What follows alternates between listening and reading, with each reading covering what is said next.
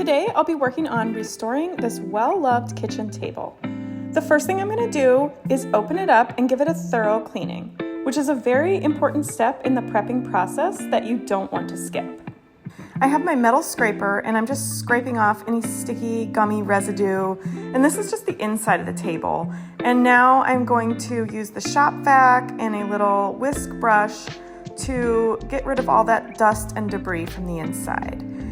If the table has a leaf like this one, make sure you put that back in to ensure a uniform finish.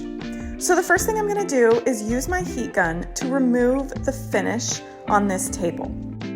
Basically what I'm doing is I'm just going along with the wood grain, so follow the lines of the wood and scraping away that thick old finish and as much of the stain as I can with my heat gun.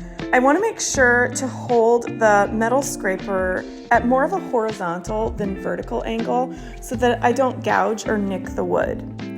I like to use my heat gun as a first step in removing the finish because it saves a lot of sanding time and sanding pads to get that first layer of thick finish off with the heat gun. So now I'm ready to sand, and I'm going to do one layer with a 80 grit, then move on to 120, and then finally a 220. Now I'm going to show you what that looks like in real time. You're going to slow it down and just let the sander do the work. And I kind of go over the same spot a few times until I can see that the stain is mostly removed. I'm not applying any pressure and I'm just letting the sander kind of go. But you really have to slow it down and take your time with this for getting that first layer of stain off. But once that's done, you can move on to the higher grits and it goes a little bit faster. I did try using a chemical stripper for the base, but it didn't really work as well as I wanted it to, so I moved on to sanding the base with my sheet sander, which is just a square sander, but it works really well for getting in the corners on the base of this piece.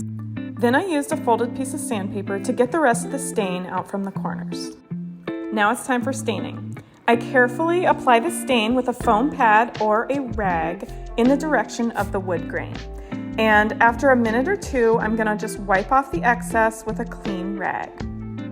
I'm going to apply about 3 coats of stain to achieve the color that I'm looking for.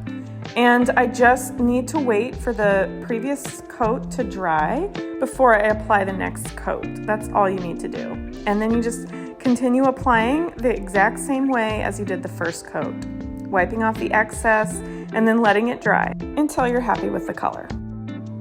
Do the same thing on the base, just making sure that you get that stain into all the corners and there's no bare wood spots left. I also want to mention that you can use different colors of stains on top of each other. So I actually used 2 different colors to achieve the look that I wanted for this table. Once the final coat of stain was completely dry, I'm going to apply a polyurethane. I like to use a satin polyurethane because it gives you that nice smooth finish that's not too glossy and not matte.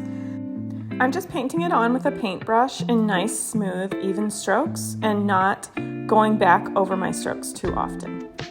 Once that's dry, I'm going to give it a light sanding with a 220 grit sandpaper and then completely wipe away any dust and residue.